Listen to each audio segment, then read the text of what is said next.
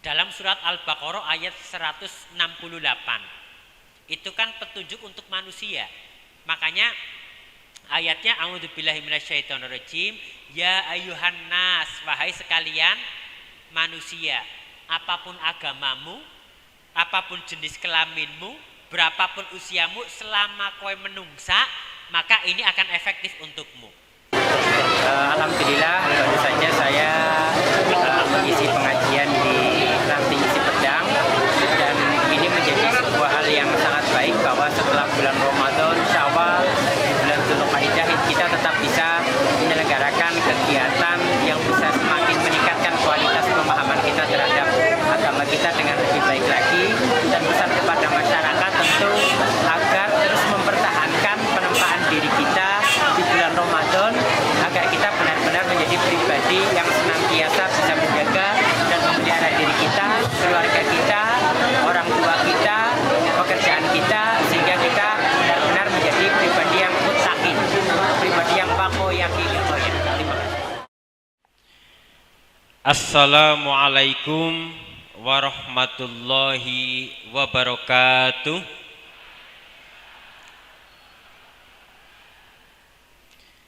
Hamdan wa syukran lillah wa nusalli wa nusallim ala Muhammadin Rasulillah wa ala alihi wa sahbihi wa mawalah, amma ba'd. Qala Allah ta'ala fi kitabil karim, a'udzu billahi minasyaitonir rajim, wassari'u ila maghfiratin mir rabbikum wa jannah arduhas samawati wal ardu uiddat lil muttaqin alladzina yunfiquna fis sarra'i wad dharra wal kadhimina al ghaidha wal 'afina 'anil nas wallahu yuhibbul muhsinin. Yang kami hormati pimpinan daerah Muhammadiyah Banjarnegara, ini sahabat saya di Pemuda Muhammadiyah dulu, Bapak Ibu, Mas Wasis Pinarso. Kami satu angkatan, saya Pemuda Muhammadiyah Kebumen, beliau di Banjarnegara. Juga yang kami hormati segenap pimpinan cabang Muhammadiyah Banjarmangu, pimpinan cabang Aisyah beserta Ortom, juga kepada pimpinan Ranting Muhammadiyah dan Aisyah Sipedang, kepada Bapak Kades atau yang mewakili, serta Bapak Ibu sekalian yang semoga dirahmati Allah.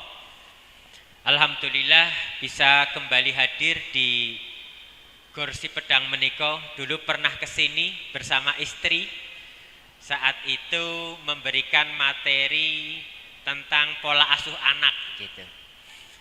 Bapak Ibu sekalian yang semoga dirahmati Allah, pertama mendapatkan informasi kegiatan pada pagi hari ini, requestnya halal bihalal begitu. Tapi ternyata karena 19 April sudah lewat bulan Syawal, halal bihalalnya sepertinya terus kemudian ganti judul begitu, karena sudah masuk Dzulqa'dah. Tapi tadi menarik karena pembacaan ayat suci Qur'annya masih surat tentang silaturahmi begitu.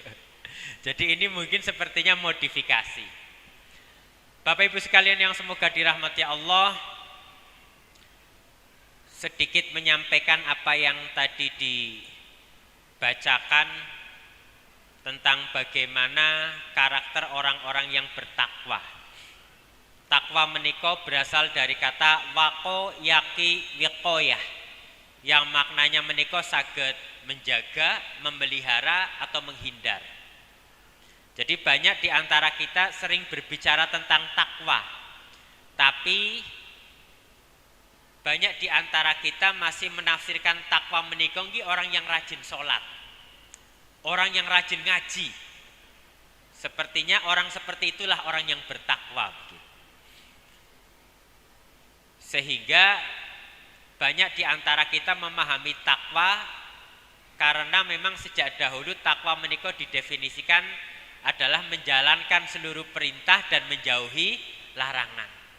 Tapi menawi dilihat dari akar katanya, takwa menika bisa bermakna menjaga, memelihara ataupun menghindar. Orang yang bertakwa menika orang yang mampu menjaga dan memelihara hubungannya dengan Allah Subhanahu wa taala dengan sesama manusia dan alam sama baiknya. Hablum minallahnya sae, hablum minannasnya sae, hablum minalamnya juga sae. Orang bertakwa menika ngibadahipun sae, dengan tetangga baik, dengan orang-orang di sekitarnya baik, dengan orang tua, dengan anaknya dengan baik, dengan saudaranya baik, dengan terhadap anak yatim dan orang-orang miskin juga sae. Tapi orang yang bertakwa juga hablum minalamnya sae, tidak berbuat kerusakan untuk alam semesta. Sehingga orang yang bertakwa menika kebaikan yang hadir dalam sikap, dalam ucapan, baik kemudian secara vertikal maupun horizontal. Kali Gusti Allah sae, tapi kali tetanggane nggih srawung. Nah menika adalah takwa. Tapi kembali lagi Bapak Ibu sekalian, waqoyaki wiqoyah, orang yang bertakwa menika juga orang yang mampu menjaga dan memelihara dirinya, keluarganya. Makanya ada bahasa di dalam Al-Quran, ya ayyuhalladzina amanu qu anfusakum. Wahai orang-orang yang beriman, jagalah, peliharalah. Akar kata yang sama dengan takwa. Anfusakum wa ahlikum naro. Orang yang bertakwa dia akan menjaga dirinya dan keluarganya. Orang yang bertakwa menika Bapak Ibu sekalian, Bapak Ibu ngaji, putra putri ini pun diajak. Bapak Ibu ngaji, cucunya diajak. Itu orang bertakwa. Karena tadi anfusakum wa ahlikum naro.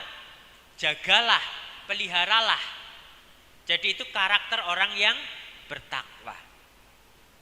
Orang yang bertakwa juga orang yang mampu menjaga dan memelihara dirinya, sawahnya, sapinya, kebunnya, pekerjaannya.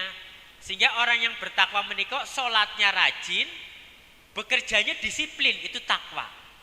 Orang yang sholatnya rajin, kalau punya sapi dirawat dengan baik, itu bagian dari takwa. Orang yang punya tetangga berhubungan baik dengan tetangga, itu takwa. Jadi takwa itu tidak sesempit, sering pecinan, sering berangkat ke masjid, ngibadahin saya takwa. Bukan sebatas itu. Takwa itu di masjidnya istimewa, begitu melangkahkan kaki keluar masjid, itu juga luar biasa dalam menjaga dan memelihara hubungannya dengan masyarakat. Bukan orang yang bertakwa kalau begitu ibadahnya baik, kemudian merasa paling layak masuk surga, itu bukan takwa. Merasa golongannya paling benar, itu bukan takwa. Nah, Bapak Ibu sekalian yang semoga dirahmati Allah, berbicara tentang takwa, insya Allah sudah kita lewati bulan Ramadan, bulan Syawal, bulan Dzulqa'dah. Bulan Dzulqa'dah itu bulan santai-santai, duduk-duduk santai. Kenapa? Karena memang mempersiapkan diri menyambut bulan Dzulhijjah. Nah sebelumnya kita kemarin melewati bulan Syawal. Dari kata syala yang bermakna irtafa'a, meningkat. Kedahipun ibadah kita di bulan Syawal lebih meningkat dibanding ibadah kita sebelum bertemu Ramadan. Di tempat di bulan Ramadan, di bulan Syawal menjadi lebih baik lagi. Tapi rata-rata kemudian melewat bulan Ramadan selesai, bulan Syawal kembali ke spek sebelum Ramadan. Masjid kosong, taraweh tidak diganti dengan sholat malam dan seterusnya. Karena yang tidak boleh kita lupakan Bapak Ibu sekalian, di dalam surat Al-Baqarah 183 yang insya Allah kita semuanya familiar, di sana diakhiri dengan la'allakum tattaqun. La'alla menika termasuk harfut taroji. At-talabul mungkin al-marhubi fihi. Mengharapkan sesuatu yang diingini, yang realistis untuk dicapai. La'allakum tattaqun. Tattaqun ini adalah fi'il mudhari', Pak. Artinya tattaqun menika ya kita bertakwa sekarang dan di saat dan di masa depan. La'allakum tattaqun. Kalau kita terus meningkatkan iman kita dan kita mau melaksanakan ibadah puasa, maka kita berpotensi la'allakum tattaqun, berpotensi akan menjadi pribadi yang mampu menjaga dan memelihara hubungannya dengan Allah, dengan sesama manusia dan dengan alam semesta. Dan kalau terus meningkatkan iman dan mau melaksanakan puasa, kita berpotensi menjadi karakter pribadi sang pemelihara atau sang penjaga. Nah, itulah kenapa penting untuk kita renungkan. Dan di bulan Syawal luar biasa. Jadi sedikit mengingatkan Bapak Ibu sekalian atau meluruskan yang tadi saya sebutkan di awal. Di Indonesia setelah Ramadan biasa ada kegiatan halal bihalal. Bahasa Arab yang tidak pernah ada di Arab Saudi, begitu. Itu halal bihalal. Ibu kalau cerita mengatakan halal bihalal kepada orang Arab bingung, Bu. Karena itu adalah bahasa Arab yang tidak pernah disebutkan oleh orang Arab. Karena itu adalah modifikasi kreativitas ulama Indonesia. Saat itu zaman Soekarno terjadi gejolak politik yang luar biasa. Sesama anak bangsa bertarung dan saling menjatuhkan. Kemudian Soekarno atas masukan dari para ulama penting untuk mengadakan kegiatan karena kita kebanyakan orang Islam, maka dengan kegiatan yang dekat unsur keagamaannya. Makanya muncul kata-kata halal bihalal. Maksudnya podo halale gitu. Sama-sama halal. Harapannya dengan kegiatan, setelah kegiatan halal bihalal sudah tidak ada rasa dengki, sudah tidak ada rasa benci, dan sudah tidak ada rasa marah. Sayangnya di Indonesia halal bihalal menikah lebih kepada formalitas. Tiap bertemu orang lahir batin, tapi temen kita sih dongkol. Kadang-kadang malah orang yang punya masalah gak mau didatangi, Pak. Halal bihalal keliling, tapi begitu kan duwe salah karo aku ya ora gisit, liyane bae, Bu. Nah, padahal halal bihalal. Maksudipun para ulama dulu kalau sudah halal bihalal begitu bertemu ya betul-betul pertemuan itu menjadikan kita ikhlas untuk memaafkan kalau dia punya salah dan sebaliknya. Jadi setelah kegiatan itu 0-0. Nah, tapi di tempat kita kan begitu halal bihalal keliling silaturahmi pulang pakai nanggone bukae baksone ora enak gitu. Malah wis dirasani, baru pulang pacitane pada bae, Pak. Mentoke kongguan isi rengginang gitu. Itu masih begitu, Pak. Karena tidak memahami esensi dari alasan para ulama membuat kegiatan halal bihalal. Makanya tadi di awal salah satunya disebutkan surat Ali Imran ayat 133-134. Salah satu karakter orang bertakwa itu adalah alladzina yunfiquna fis-sarra'i wad-dharra.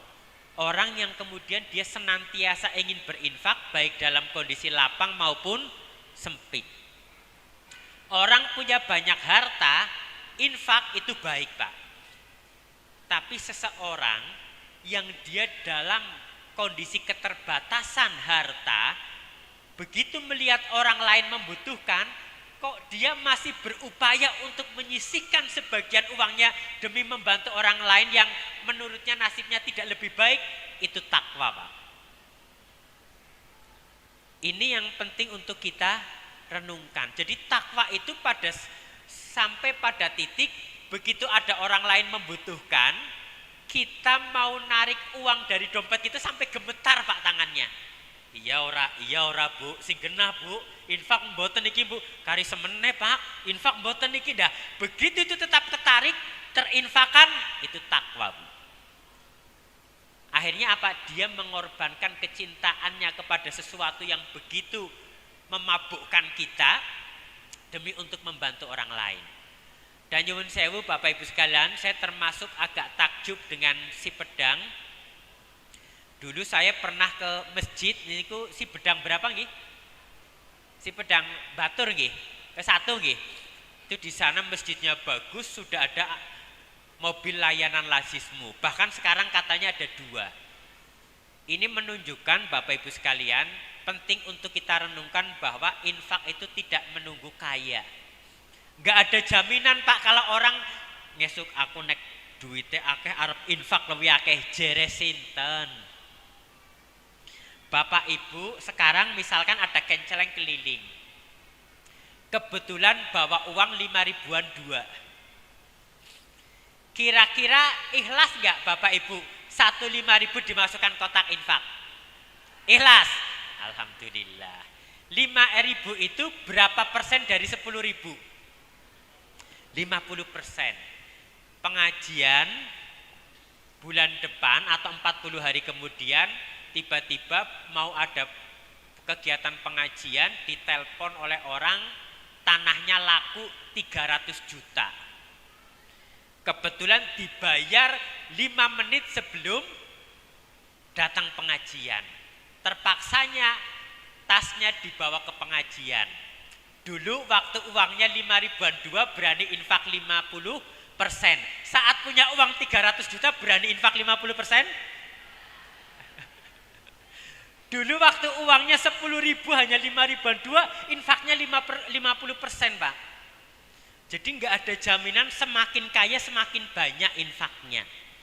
Jangan remehkan kalau ada seseorang, ngapunten Bapak Ibu sekalian, yang kemudian infaknya hanya 1.000, 5.000, 10.000. Bisa jadi orang yang infaknya 5.000, dia mengeluarkan uang dari sisa uangnya yang hanya 10.000.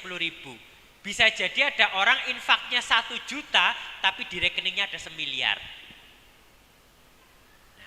Jadi penting Bapak Ibu sekalian, untuk kita sebagai umat Islam sebetulnya harus ada motivasi jadi orang kaya. Tapi motivasi jadi orang kaya karena apa? Aku kudu dadi wong sugih ben ngesuk prosentase zakat itu tambah akeh. Karena 2,5% dari 1 juta tentu berbeda dari 2,5% dari 10 juta, dari 50 juta. Tapi biasanya karakter kita, uangnya tambah banyak, etungannya tambah jelimet. Ketone urung dikurangi kiye Bu, ketone akhirnya sisa gak ada sisanya. Pendapatan 5 juta sama 10 juta sama 20 juta, zakatnya disami mawon jumlahe. Nah, karena jadi etungan. Lah orang bertakwa niku alladzina yunfiquna fis sarra'i wad dharra wal kadhiminal ghaidha. Salate rajin tapi dengan istrinya tidak mudah marah. Ibunya ya tahan untuk tidak cerewet. Karena biasanya bapak-bapak itu 1 kecap, ibu-ibu 15 kecap begitu. Karena ibu-ibu itu baru tidak akan stres kalau 1 hari itu mengeluarkan 15.000 kosakata begitu. Jadi kalau belum 15.000 kosakata itu repot bapak-bapaknya. Makanya ibu-ibu sering suruh ikut rapat ben ngomong bae Bu. Suruh ikut nyanyi tadi Mars Aisyah biar kosakatanya keluar. Syukur-syukur ibu-ibu banyak deres, banyak tadarus, sehingga kalimatnya itu keluar terus, sehingga sudah capek kalau mau debat sama bapak-bapak, sama suaminya begitu. Nah, karena hati-hati kalau nggak begitu nanti bapaknya yang pusing. Karena kalau tidak 15.000 kosakata pusing Bu. Jadi harus banyak bicara. Nah, yang tidak mudah ini salah satunya ada wal'afina 'anin nas. Itulah yang menjadi cikal bakal kegiatan halal bihalal di Indonesia setelah bulan Ramadan. Karena salah satu ciri orang bertakwa menika dia pribadi yang pemaaf. Monggo sambil kita renungkan masing-masing. Kalau saat ini, detik ini masih ada orang yang kita benci, masih ada orang yang belum kita maafkan karena dia pernah berbuat salah dengan kita, sejahat apapun kesalahannya kepada kita, maka kita sesungguhnya belum dekat dengan karakter takwa. Maka Bapak Ibu, apakah dengan orang tua, dengan anak, saudara, kalau masih punya perasaan marah atau benci karena pernah berbuat salah dengan kita, kalau kita ingin mendapatkan nilai takwa di mata Allah, segera maafkan mereka. Urusan orang tersebut dengan Allah itu urusan lain. Tapi kita harus memaafkan. Pribadi pemaaf nih kok enteng Bu. Badhe berangkat pengaosan, nggak harus mikir lah bukan apa kae lah, bubur ketemu ora samangkat. Ya jadi berangkat. Mau ada pergi ke pasar, gara-gara pasarnya di depan orang yang pernah berbuat jahat kepada kita dadak harus jadi muter. Lah, beboh pak lewat umah kae lah, lewat bae muter. Gak nyaman. Kanjeng Nabi Muhammad SAW beberapa kali melewati sebuah jalan selalu dilempari kotoran. Tapi apa respon beliau? Begitu orang tersebut sakit, ternyata Rasulullah SAW adalah orang yang pertama menjenguk. Disitulah akhirnya orang tersebut luluh hatinya, dilembutkan hatinya, akhirnya dia menjadi mu'alaf. Mu'alaf kan orang yang dilembutkan hatinya. Nah, penting bagi kita melembutkan hati banyak orang agar dia kemudian luluh dan memeluk Islam serta semakin jatuh cinta dengan Islam. Nah, Bapak Ibu sekalian yang semoga dirahmati Allah, berbicara dengan takwa, orang bertakwa niku tetap butuh pedoman berupa Al-Quran. Tadi saya senang sekali Bapak Ibu, anak-anak sudah latihan melafalkan Al-Quran. Enggak usah yang panjang-panjang, anak-anak yang pendek-pendek tapi tahu artinya. Hafal surat pendek tapi paham artinya itu lebih baik daripada hafal surat panjang enggak ngerti artinya, Pak. Karena esensinya itu kan petunjuk. Dzalikal kitabul la raiba fih, itulah kitab yang tidak ada keraguan di dalamnya. Tidak mungkin salah, mustahil keliru dan pasti benar. Itu Al-Qur'an. Hudal lil muttaqin. Al-Qur'an itu petunjuk bagi orang-orang yang dia mau menjaga dan memelihara dirinya, keluarganya, pekerjaannya, sawahnya, perkebunannya, hubungannya dengan Allah, hubungannya dengan sesama manusia, hubungannya dengan alam. Al-Quran ini akan menjadi petunjuk efektif bagi orang-orang yang ingin memelihara dirinya, keluarganya dan sebagainya. Yang sering kita lupakan, kadang kita hanya sekedar menjadikan Al-Quran itu sebagai bacaan yang kalau dibaca harapannya dapat pahala. Sehingga baca Quran sebanyak-banyaknya supaya dapat pahala sebanyak-banyaknya. Padahal Al-Quran itu hudal lil muttaqin, hudan, petunjuk bagi orang-orang yang ingin memelihara perusahaannya. Kenapa? Karena di Al-Quran ada ilmu manajemen perusahaan. Al-Quran petunjuk bagi orang-orang yang ingin menjaga keluarganya. Karena di Al-Quran ada petunjuk bagaimana dia memelihara keluarganya agar sakinah mawaddah warahmah. Al-Quran itu adalah petunjuk bagi orang-orang yang memelihara perkebunannya. Ilmu pengairan ala Al-Quran itu ada, yang sekarang diterapkan di Cina. Sekian ratus hektar gurun pasir sudah disulap menjadi lahan hijau. Itu dengan ilmu yang sebetulnya sudah ada di dalam Al-Quran. Ilmu pengairannya. Hanya kesalahan kita kadang menjadikan Al-Quran sebagai perantaraan mendapatkan pahala saja. Itu betul. Membaca Al-Quran di setiap hurufnya dapat pahala. Tapi tujuan Al-Quran diturunkan itu Syahrul Ramadan alladzi unsila fihil Quran hudal linnas, sebagai petunjuk bagi manusia. Kalau di Al-Baqarah ayat 2 tadi petunjuk bagi orang-orang yang bertakwa. Makanya kami di rumah sakit Pak, itu manajemennya juga menggunakan manajemen Qur'ani. Bukan manajemen yang sebatas karyawannya itu baca Quran, bukan. Tapi bagaimana kemudian kita menafsirkan ayat-ayat Al-Quran, kita praktekkan dalam manajemen. Contohipun misalkan, ayat yang pertama turun itu Iqra, membaca secara umum, bukan utslu. Kalau Al-Ankabut 45 kan utslu ma uhya ilaika minal kitabi wa aqimis shalah. Maknanya sama-sama membaca. Tapi utslu itu lebih spesifik untuk Al-Quran dan sebagainya, kitab suci. Tapi Iqra itu membaca secara umum. Maka kemudian kami, apa alasan Allah menurunkan ayat pertamanya kok Iqra? Kenapa ayat yang pertama turun kok bukan An-Nas? Kenapa kok bukan Al-Falaq? Kenapa bukan Al-Fatihah? Padahal kita buka Al-Quran pertama kali ketemu Al-Fatihah. Kenapa yang turun Iqra. Kenapa kemudian Al-Qalam? Kenapa kemudian Al-Mudatsir, Muzammil, baru kenapa yang kelima turun itu Al-Fatihah? Ada apa? Oh niku Allah kobreng keduna gue, nggak mungkin Pak. Nggak mungkin ayat yang turun itu karena pas kober-kobre Gusti Allah. Gusti Allah sempatnya menurunkan ayat itu enggak. Karena di dalam Al-Quran fathah, domah, kasroh saja itu bisa sangat diperhatikan dan sangat penting. Setiap surat itu urutannya, kenapa pertama Al-Fatihah, kenapa Al-Baqarah, kenapa Ali Imran, kenapa An-Nisa, itu ada keterkaitannya. Ya ora apa-apa, Al-Quranmu bar Al-Fatihah langsung Anas Beuli, nggak boleh begitu Pak. Setelah Al-Fatihah harus Al-Baqarah, itu urutannya. Nah, Iqra itu kami kemudian terjemahkan di rumah sakit, Iqra, bacalah. Kenapa pertama kali Nabi Muhammad SAW dapat pesan kok untuk membaca? Ternyata para ulama menyampaikan ini membaca secara umum. Yang kemudian kami tafsirkan apa? Bacalah. Kalau dalam hal perusahaan, bacalah kekuatan dari amal usahamu. Bacalah kelemahan dari amal usahamu. Bacalah peluang yang ada di sekitar amal usahamu. Bacalah amal usahamu. Bacalah ancaman bagi amal usahamu. Yang dalam ilmu manajemen kita kenal dengan analisa SWOT. Allah sudah menyampaikan sejak awal. Jadi pertama kali Kanjeng Nabi Muhammad SAW dapat wahyu diminta untuk baca masyarakatmu. Sehingga kenapa kemudian di Mekah itu dakwahnya itu diam-diam, karena membaca karakter orang-orang Mekah.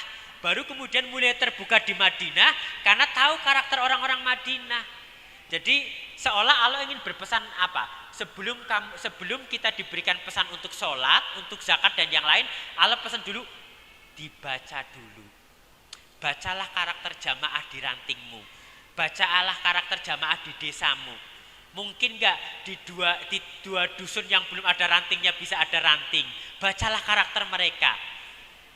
Di Banjarmangu misalkan ada sekian desa. Kenapa rantingnya misalkan baru 8? Bacalah karakter desa yang lain. Dari mana nanti kita bisa masuk? Bagaimana caranya masuk? Dibaca dulu Pak. Kalau kami kebetulan saya direktur Rumah Sakit PKU Muhammadiyah Sruweng. Di bawah PCM Sruweng. Tapi saya juga ketua PCM Petanahan. Pertama mendapatkan amanah di PCM Petanahan, saya juga membaca dulu apa kekuatan PCM Petanahan. Saat itu PCM Petanahan itu sangat kuat salafinya Pak. Saking kuatnya orang salafi, wong Muhammadiyah celananya cingkrang semua Pak. Saking kuatnya. Karena ternyata di sana orang-orang kayanya yang dulu keluarganya Muhammadiyah bergeser ke salafi Pak. Bos-bosnya Pak. Nah, kemudian baca dulu kekuatannya apa? Oh, mubaliknya ini belum terlalu kuat, maka akhirnya bikin rencana. Kalau kamu sudah bisa membaca, maka yang kamu lakukan apa? Buat perencanaannya. Maka beasiswakan dari lazismu untuk sekolahkan ke PUTM, keluar. Sehingga 5 tahun yang akan datang, PCM Petanahan sudah punya ulama tarjih sendiri yang gak usah ngebon dari luar, tugasnya keliling ranting untuk memberikan pendidikan tentang tarjih dan mungkin buku tanya jawab agama yang ada di majelis tarjih. Oh, kelemahannya apa? Oh, kelemahannya mungkin anak didiknya masih anak remajanya masih belum terakomodir di kegiatan pengajian. Oh, bikin kegiatan pengajian remaja. Peluangnya apa? Oh, masyarakatnya sekian dan sebagainya. Ancamannya apa? Dibaca. Itu contoh Al-Quran itu petunjuk. Jadi Bapak Ibu sekalian, Quran memang berasal dari kata qoro'a yaqro'u Qur'anan. Maknanya bacaan. Qoro'a telah membaca, yaqro'u sedang membaca, Qur'anan ini masdarnya, kata bendanya. Artinya bacaan. Harapannya apa? Agar Quran itu dijadikan bacaan harian sehingga pesan-pesan Allah sampai kepada kita. Tapi kalau kita nggak bisa bahasa Arab, Qurannya bahasa Arab, dibaca pesannya sampai mboten? Belum tentu. Kita baca katakanlah surat Al-Baqarah ayat 215 dibaca Pak. Tapi begitu dibaca apa langsung paham? Belum tentu. kalau tidak bisa bahasa Arab. Makanya saya selalu sampaikan ke banyak jamaah, kalau suatu saat lazismu ada pengadaan Al-Quran, buatlah wakaf Al-Quran terjemah yang ada tafsirnya. Sehingga warga Muhammadiyah kalau membaca Al-Quran, habis membaca berapa ayat, sambil dibaca terjemahannya. Oh ternyata, karena ada Pak, di Kebumen itu ada teman saya, kebetulan orang NU, rutin Pak ikut yasinan. Bahkan surat yasin itu sampai hafal karena rutin ikut yasinan. Begitu saya tanya, jenengan ngerti ora? Surat yasin gue cerita tentang apa? Loh ya orang ngerti. Padahal hafal. Padahal maknanya kan luar biasa di sana. Nah karena itu penting Bapak Ibu sekalian, Al-Quran itu memang bacaan. Makanya di Indonesia Quran itu ada Quran itu kemudian ada yang namanya koran, itu kan berasal dari kata Al-Quran. Harapannya apa? Koran itu menjadi sesuatu bacaan harian. Nah karena banyak bahasa Indonesia tersadur dari bahasa Arab. Nah kembali lagi Bapak Ibu sekalian, apakah membaca Quran tidak boleh? Boleh dan dapat pahala. Tapi kembali, tujuan Allah menurunkan Al-Quran adalah sebagai petunjuk. Karena di sana banyak berisi petunjuk yang akan mengantarkan kita menuju kebahagiaan tidak hanya di akhirat, tapi juga di dunia. Itulah kenapa zaman Nabi Muhammad SAW beserta sahabat dan generasi tabi'in itu Islam begitu maju. Karena apa? Banyak ilmu pengetahuan yang ditemukan bersumber dari Al-Quran. Nah ini menjadi sesuatu yang penting untuk kita renungkan. Orang bertakwa pun masih butuh petunjuk Pak. Contoh, ada orang yang pernah mengkritik Islam begini. Wong Islam ge wong sing urung nang, orang Islam itu orang yang belum ada di jalan yang lurus. Loh kenapa? Wong abdina sholat ihdinas siratal mustaqim. Tunjukkanlah kami ke jalan yang lurus. Berarti kok tasih bengkok, kok salah kowe Islam. Nah, ada yang ngeritik begitu, Pak. Tapi orang itu nggak paham bahasa Arab, dia hanya orang non Muslim atau orang kafir yang sering mendengar itu kemudian menafsirkan. Dia nggak paham kenapa ihdinas siratal mustaqim. Kenapa bukan ihdina ila siratal mustaqim? Kenapa ihdinas siratal mustaqim? Kenapa bukan ihdinas sabilil mustaqim? Nah, ini yang penting untuk kita renungkan. Kenapa nggak pakai jar, langsung ihdinas siratal mustaqim? Sebagian ulama menafsirkan ya karena memang kita sudah ada di jalan yang benar, tapi kita masih ada di sabil, belum sampai sirot. Sirot itu sebetulnya dari kata sin ro ta, tapi karena sin digabung ro jadi sot, sirot. Artinya apa? Menelan. Kenapa sirot itu disebut menelan? Karena sirot adalah jalan yang sangat lebar dan luas sehingga mampu menelan orang yang melewati jalan tersebut. Saking luasnya orang yang lewat gak kelihatan. Nah, kita sudah ada di sabil, tapi kita minta ditunjukkan jalan menuju sirot. Sabil itu jalan-jalan seperti ini biasa, Pak. Nah, sirot itu perumpamannya seperti jalan tol yang sangat lebar dan al-mustaqim, dia lurus. Sehingga karena dia lebar, maka kita akan sangat mungkin terjaga di sirot itu sampai kita menuju ke an'amta alaihim. Sirot yang akan mengantarkan kita kepada jalan menuju orang-orang yang telah Engkau beri kenikmatan. Ya Allah, tunjukkan aku kepada sirot. Yang sirot itu akan mengantarkan saya kepada orang-orang yang telah Engkau beri kenikmatan. Hidupnya baik, keluarganya bahagia, anak-anaknya cerdas, karirnya baik, masa depannya baik. Tunjukkan aku jalan menuju sirot ya Allah. Karena saya saat ini masih ada di sabil. Nah, kita minta diantarkan ke sirot al-mustaqim. Jalan yang lebar, yang luas dan lempeng seperti jalan tol. Sabil masih agak geser-geser, bisa kemudian masuk parit. Masih ada lampu merah, begitu masuk jalan tol lempeng. Nah, ini pentingnya memahami Al-Quran Bapak Ibu sekalian. Makanya sering saya sampaikan penting dalam pengajian-pengajian cabang dan ranting minimal mungkin nggih ada pengajian tafsir Quran tematik dari Al-Fatihah sampai An-Nas. Sehingga kita bisa oh ternyata begini maksud Al-Fatihah. Kembali lagi hudal lil muttaqin. Selain Al-Quran itu petunjuk bagi orang yang bertakwa, Al-Quran juga petunjuk bagi manusia. Syahrul Ramadan alladzi unzila fil Quran hudal lin nas. Contoh misalipun dalam surat Al-Baqarah ayat 168. Itu kan petunjuk untuk manusia.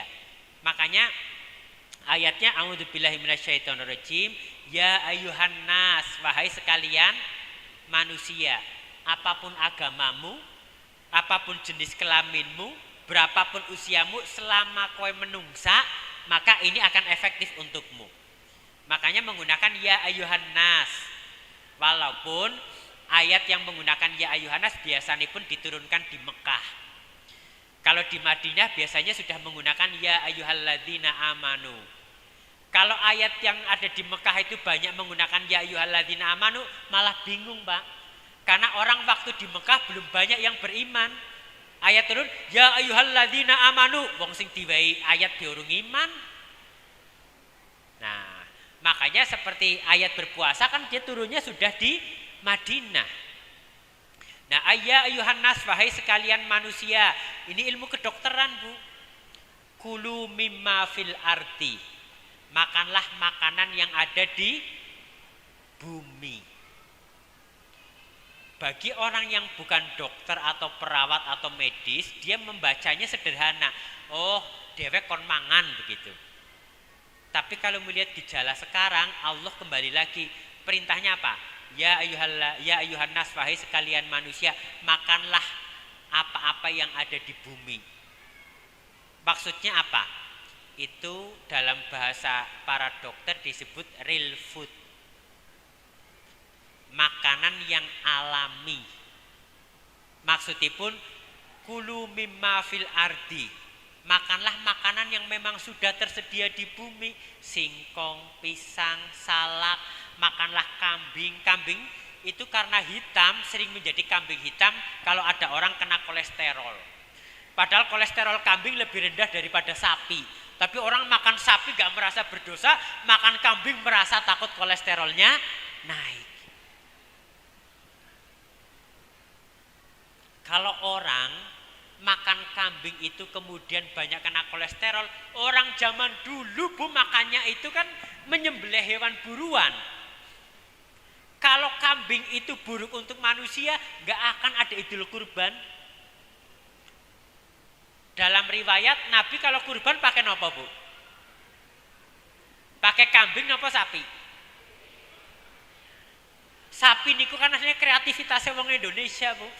Dalam riwayat diwaos, Nabi Muhammad SAW itu kalau kurban itu pakai kambing. Makanya kalau orang haji menyembelih hadyu itu sapi napa-napa? Oh, kambing, Pak.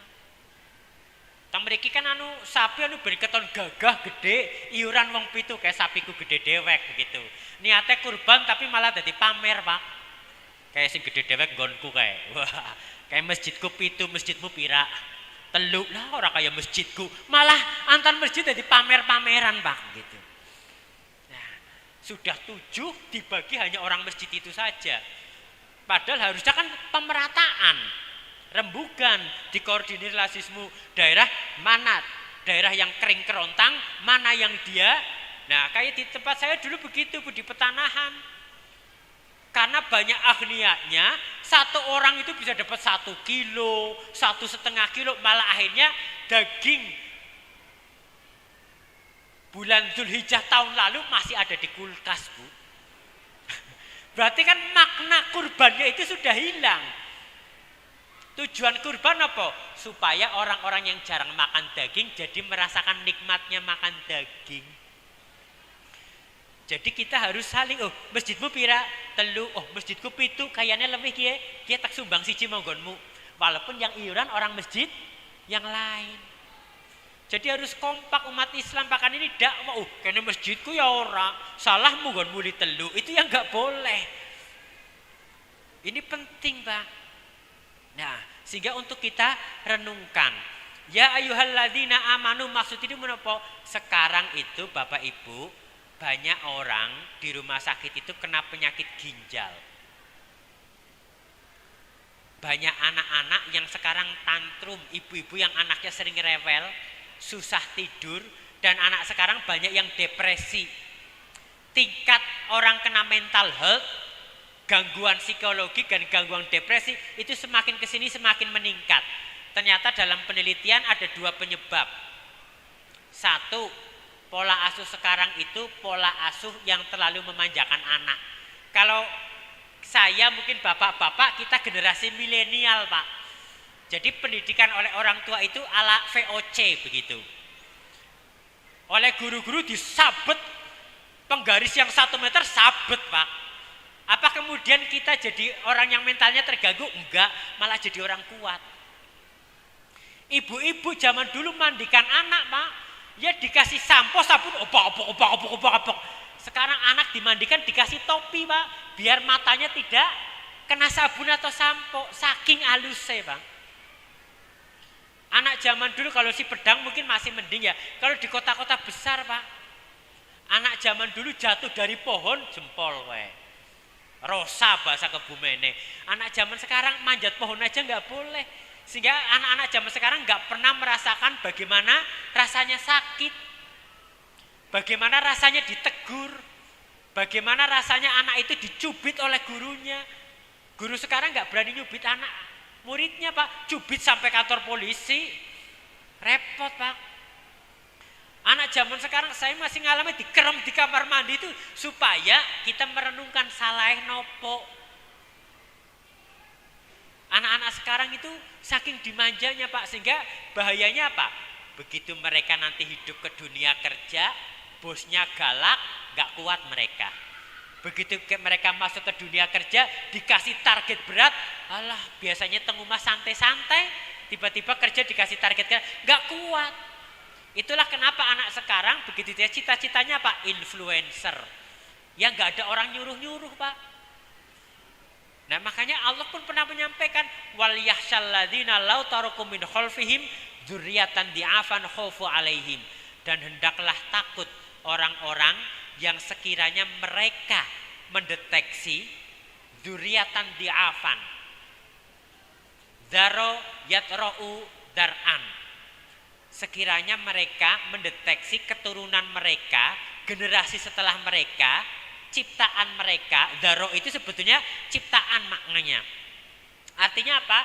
Kader yang kalian bangun itu ternyata kalian mendeteksi mereka termasuk ke dalam dzurriatan di'afan, golongan yang lemah. Lemah imannya, lemah Islamnya. Kita harusnya khawatir kalau anak kita SD kok sudah adzan kok tenang-tenang saja malah main-main. Kita harus khawatir, Pak. Nah kalau kita besok sudah meninggal, yakin anak kita tetap sholat? Belum tentu. Ibu-ibu nyekolahkan anaknya kuliah di kota, di Jogja. Orang yang kemudian khawatir dengan masa depan anaknya, dia akan carikan kos-kosan yang dekat dengan masjid. Kalau warga Muhammadiyah, carikan kos-kosan yang dekat dengan ranting Muhammadiyah. Karena penting bagi kita. Kalau di Al-Quran, wala tamutunna illa wa antum muslimun.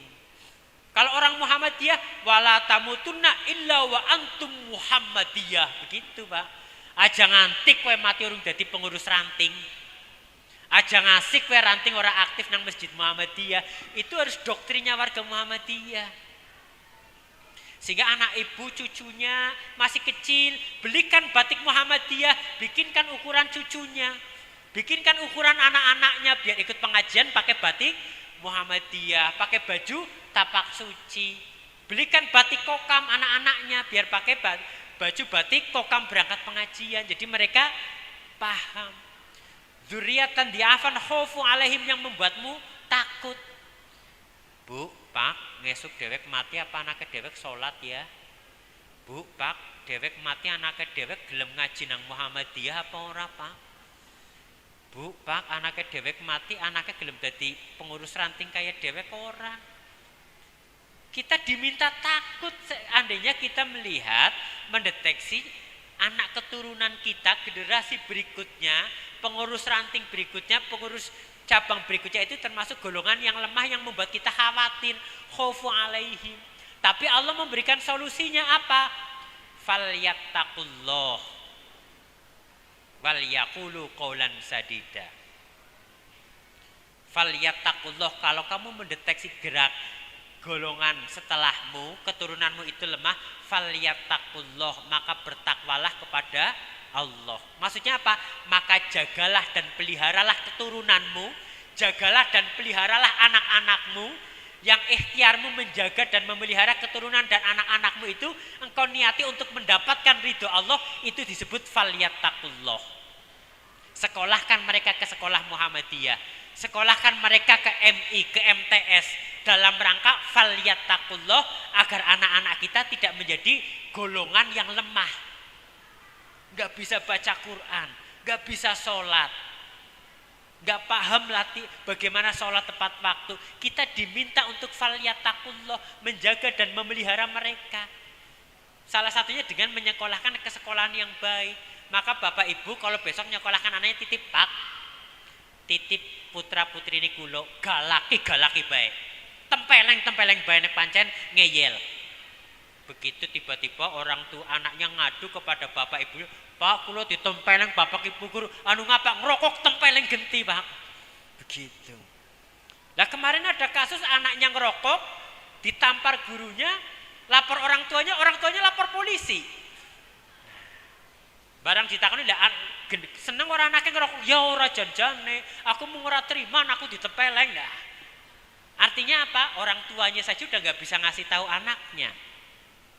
Jadi bapak ibu kalau sudah pasrah ke sekolah, kalau perlu komunikasi dengan guru, Pak, tolong saya titip, anak saya jangan sampai jadi orang yang lemah. Sholatnya kudu kuat, kemandiriannya kuat, ajari dia olahraga. Anak zaman sekarang, Pak, gara-gara tadi setan gepeng, dulu olahraganya lari, sekarang olahraganya jari, jadi penyakitan. Zaman saya kecil masih ingat, Pak, hujan-hujan disuruh main bola sama almarhum bapak saya. Lah anak zaman sekarang, Pak, gerimis meriang. Anak zaman sekarang begitu, musim hujan pilek, gerimis meriang. Sedikit-sedikit tipes, sedikit-sedikit meriang, greges. Nah, ini yang penting untuk kita renungkan, itu Al-Quran adalah petunjuk bagi pendidikan anak kita. Karena itu Bapak Ibu sekalian, sekaligus mengajak Bapak Ibu untuk merenungkan, Al-Quran menika diturunkan bukan sekedar untuk menjadi bacaan sesuai dengan maknanya, tapi Al-Quran itu diturunkan sebagai petunjuk. Nabi Muhammad SAW bersabda dalam hadis yang diriwayatkan Bukhari begini, khairukum man ta'allamal Qur'an wa 'allamahu. Sebaik-baik kalian, khairukum, the best of you, kata Nabi, man ta'allamal Qur'an, siapa di antara kalian yang mau mempelajari Al-Quran. Beliau tidak mengatakan khairukum man taqra'al Qur'an, enggak. Beliau tidak mengatakan sebaik-baik kalian adalah yang membaca Quran, tidak.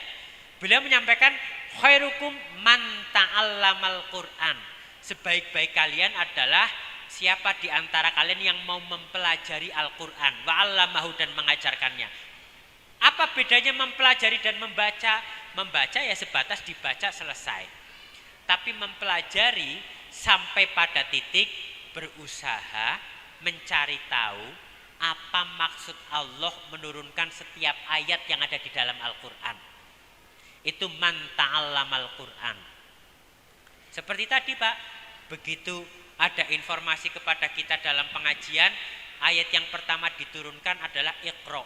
Muncul pertanyaan dalam diri kita dan kita mencoba mencari tahu, kenapa sih kok ayat yang pertama turun Iqra?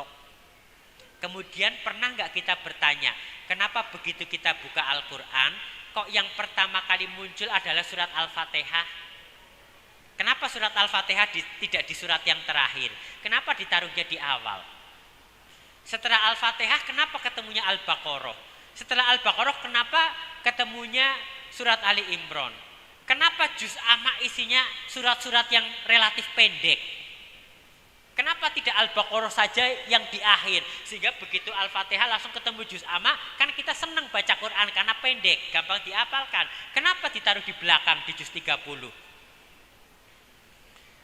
Pernah nggak kemudian kita mencoba untuk bertanya, kenapa surat Al-Fatihah diawali dengan Bismillah? Pernahkah kita bertanya, kenapa sifat Allah dalam Asmaul Husna, Ar-Rahmanir Rahim, sifat Allah yang paling utama dan paling pertama, itu di Al-Fatihah disebutkan 2 kali. Bismillahirrahmanirrahim, Ar-Rahman Ar-Rahim. Alhamdulillahirabbil alamin. Kemudian diulangi lagi Ar-Rahmanir-Rahim. Kenapa harus diulang 2 kali? Kenapa enggak cuma sekali? Ada apa dengan Ar-Rahman dan Ar-Rahim? Kenapa kemudian di dalam Al-Fatihah iyyaka na'budu wa iyyaka nasta'in? Kenapa tidak iyyaka na'budu wa nasta'in? Sehingga maknanya hanya kepadamulah kami menyembah dan meminta pertolongan. Kenapa harus iyyaka na'budu? Diulangi lagi wa iyyaka nasta'in. Kenapa iyanya harus 2 kali? Kalau tasjid jelas, karena hanya kepadamulah. Tapi kalau tanpa tasjid kan hanya kepada matahari. Makanya hati-hati, iyyaka na'budu wa iyyaka nasta'in. Hanya kepada mataharilah kami menyembah dan hanya kepada mataharilah kami meminta pertolongan. Hati-hati juga. Alhamdulillahi Rabbil Alamin. Segala puji bagi Allah Tuhan semesta alam. Alhamdulillahi Rabbil Alamin. Kematian bagi Allah Tuhan semesta alam. Hati-hati juga, Bu. Sebagian mufasir menyampaikan, kenapa iyyaka na'budu wa iyyaka nasta'in? Allah ingin menyampaikan kepada kita bahwa menyembah Allah sesungguhnya tidak boleh dicampur adukan dengan motivasi apapun. Sehingga harus iyyaka na'budu, hanya kepadamulah kami menyembah. Baru wa iyyaka nasta'in, dan hanya kepadamulah kami meminta pertolongan. Jadi sholat kemudian minta tolong dengan harapan dikabulkan boleh. Tapi yang enggak boleh adalah meniati sholat anu kepengen jaluk tulung teng Gusti Allah. Begitu pertolongannya sudah dikabulkan, sholatnya geser lagi. Kebiasaan kita kan begitu. Aduh, anaknya anu arep kuliah, aku tek yo paksi kita tahajudnya dirajinakan, barang wis keterima tahajudnya bablas. Itu yang enggak boleh. Sehingga tidak iyyaka na'budu wa nasta'in, tapi iyyaka na'budu wa iyyaka nasta'in. Niatmu untuk menyembah Allah itu tidak boleh dicampur adukan dengan motivasi apapun dan tidak boleh dipengaruhi dengan apapun. Mau kamu kaya, kamu miskin, kowe kudu nyembah. Dan hanya kepada Allah. Sama tadi, kenapa Ar-Rahmanir Rahim kok diulang 2 kali? Padahal Allah punya 99 Asmaul Husna. Rohima, Yarhamu, Rahman atau Rohmatan. Lengkapnya ya, Rohima, Yarhamu, Rohmatan, Rohimun wa Marhumun, Irham, Latarham, Marhamun, Mirhamun. Sama dengan fa'ila yaf'alu, fa'lan fa'ilun, wa maf'ulun. If'al la taf'al, maf'alun mif'alun, begitu.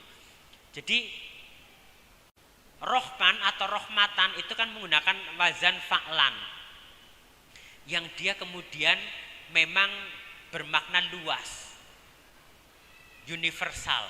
Jadi kasih sayang Allah itu begitu luasnya, sehingga kasih sayang itu diberikan untuk seluruh manusia. Sehingga kita nggak heran, kayak dening ora tau sholat sugih. Selama masih manusia dia akan mendapatkan kasih sayang Allah. Dening kayak wong Cina malah hartanya nang dinti ora, sholat be ora. Selama dia mengikuti petunjuk Allah di dalam Al-Quran, yang dia bisa berdampak kepada ekonominya, dia bisa kaya, Bu. Nabi kan pernah pesan, dan ini pesan yang sangat baik di halal bihalal. Man ahabba ayub satolahu fi rizki wa yunsa'alahu fi asari falyasil rohimah. Itu kan ilmu marketing. Barang siapa mencintai, nah untuk dipanjangkan umurnya, diluaskan rizkinya dan dipanjangkan umurnya, falyasil rohimah, maka sambunglah silaturahim. Jadi dengan siapapun kita harus banyak membangun silaturahim. Artinya apa? Banyak kemudian memperbanyak jaringan. Itu kan ilmu marketing ala Nabi. Kowe nek kepengin bisnismu sukses akeh dolan. Kamu mau jualan, temanmu di mana-mana laku. Tapi kadang-kadang kita menafsirkan ayat Al-Quran dan hadis itu hanya dari perspektif agama atau ibadah saja, Pak. Jadi kalau ayatnya tidak tentang ibadah nggak menarik, Pak. Padahal kalau dicek Al-Quran itu berbicara tentang ibadah itu hanya 30%. 70%-nya berbicara tentang muamalah. Seolah Allah ingin menyampaikan kamu sholat wajibnya cukup 5 menit kali 5 menit dalam 24 jam. Cukup 25 menit, sisanya fantasiru fil ard. Makanya Umar bin Khattab pernah menegur salah satu sahabat yang 24 jam di masjid. Ditendang oleh Umar bin Khattab. Bojomu arep dimpani apa nang masjid bae 24 jam. Kerja ngana sing genah. Fantasiru fil ard, kalau sudah sholat segera berkebun, segera cari pekerjaan. Jadi kemudian rohim dari wazan rohimun yang artinya dia memang lebih berketetapan, sehingga kasih sayang Allah yang memang diperuntukkan bagi orang-orang yang bertakwa. Maka ada kasih sayang Allah yang kalau dia tidak bertakwa dia tidak akan mendapatkannya. Nah, tentu kalau dibahas masih cukup panjang. Saya sudah diberikan warning oleh PDM, pokoknya setengah rolas rampung begitu. Nah, sehingga Bapak Ibu sekalian, yang tidak boleh kita lupakan, Allah bersabda warahmati wasi'at kulla syai'in. Rahmatku itu betul-betul begitu luas, sampai luasnya itu kita nggak mampu kemudian menggambarkannya. Sehingga Bapak Ibu sekalian, sebagai penutup saya ingin berpesan, mari Bapak Ibu jangan jadikan Al-Quran hanya sebagai bahan bacaan, tapi jadikan Al-Quran sebagai petunjuk kalau kita ingin hidup bahagia di dunia dan akhirat, bukan hanya di akhirat saja. Karena di sana ada. Jangan sampai kita meninggal dunia, ini pesan Pak untuk Bapak Ibu semuanya, jangan sampai kita meninggal dunia dalam kondisi kita tidak bisa membaca Al-Quran. Jangan sampai kita meninggal dunia, kita tidak pernah merasakan nikmatnya menghatamkan Al-Quran. Jangan sampai kita meninggal dunia dalam kondisi kita tidak pernah merasakan nikmatnya menghatamkan Al-Quran beserta terjemahannya kalau kita nggak bisa bahasa Arab. Begitu kita baca alon-alon sampai terakhir, oh jebule Al-Quran begini. Sehingga Bapak Ibu sekalian, tadi sekaligus sebagai penutup, kenapa Ar-Rahman Ar-Rahim itu begitu penting sehingga sampai diulang 2 kali di Al-Fatihah. Allah ingin menyampaikan kepada kita bahwa hai makhlukku, aku punya sifat Ar-Rahman, aku punya sifat Ar-Rahman dan Ar-Rahim. Bapak Ibu yakin boten kalau Allah punya sifat Ar-Rahman dan Ar-Rahim? Orang yang yakin bahwa Allah punya sifat Ar-Rahman Ar-Rahim itu ada 2 ciri. Yang pertama, kalau kita yakin Allah Maha Pengasih dan Maha Penyayang, maka kita yakin apapun yang terjadi di dunia ini itu adalah bagian dari cara Allah menyayangi dan mengasihi kita. Kalau kita percaya Allah itu Ar-Rahmanir Rahim, maka kita harus yakin bahwa apapun yang terjadi dalam hidup kita itu adalah bagian dari cara Allah menyayangi kita. Motor kita tiba-tiba hilang, dicolong orang, ini bagian dari cara Allah menyayangi saya. Mesti ada hikmah di balik peristiwa ini. Ke polisi tetap, kalau nggak ketemu kita nggak akan kecewa dan tidak akan menyalahkan Allah. Sekedar laporan ke polisi, dicari, berikhtiar, nggak ketemu, kita yakin mesti anak hikmah. Satu saat kita lihat ada orang kecelakaan, lho dene nganggo motorku. Ah, megi nek sing nunggang aku sing kena kae. Kalau kita kemudian kehilangan pekerjaan, kalau kita yakin Allah Maha Pengasih lagi Maha Penyayang, dan kita yakin tidak ada sesuatu yang terjadi di alam semesta ini tanpa kehendaknya, kita yakin kehilangan pekerjaan saya ini adalah bagian dari cara Allah menyayangi dan mengasihi saya. Karena apa? Mungkin Allah sedang ingin menunjukkan, hei Hasan, pekerjaan ini sebetulnya sudah kurang ideal untukmu. Mungkin berdampak kepada keluargamu, berdampak untuk kesehatanmu, berdampak untuk anak-anakmu. Kowe dadi jarang mong masjid, maka aku ambil dulu supaya kamu mendekat kepadaku, dan setelah itu aku berikan pekerjaan yang terbaik untukmu yang membuat kamu bisa lebih baik lagi.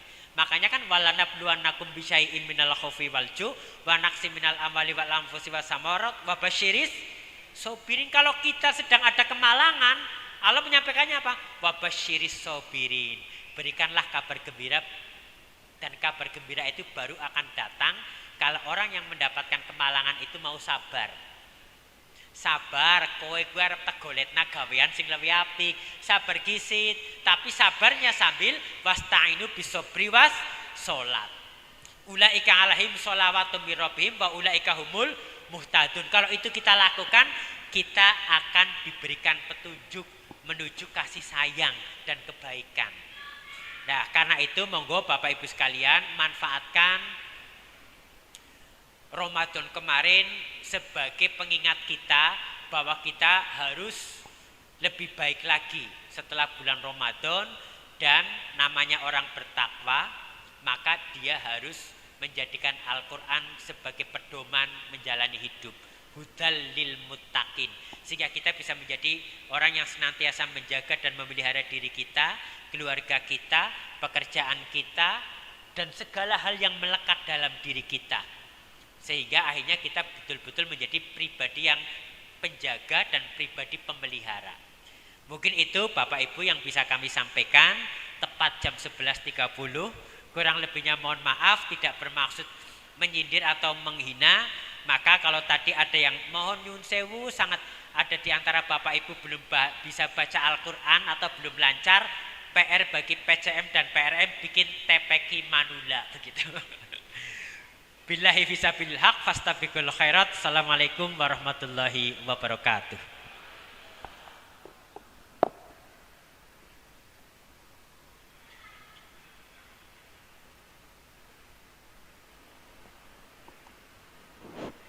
Kepadanya dihaturkan terima kasih.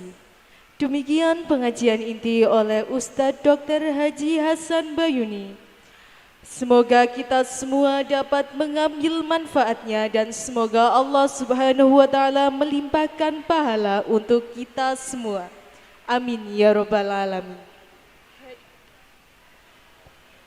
Hadirin yang kami hormati, acara demi acara telah kita laksanakan.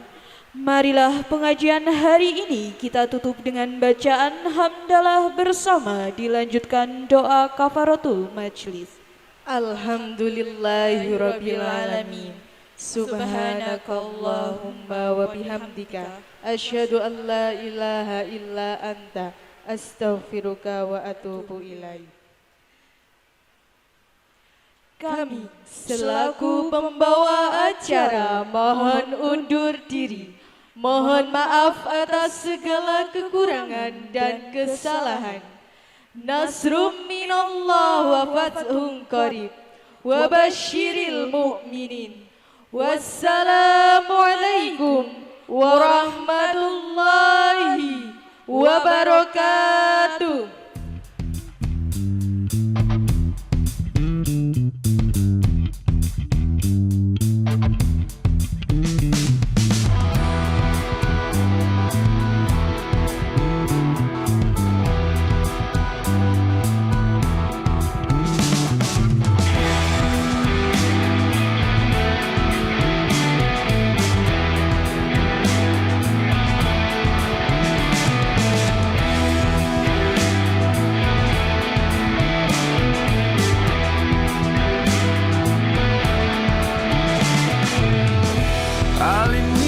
Del ser,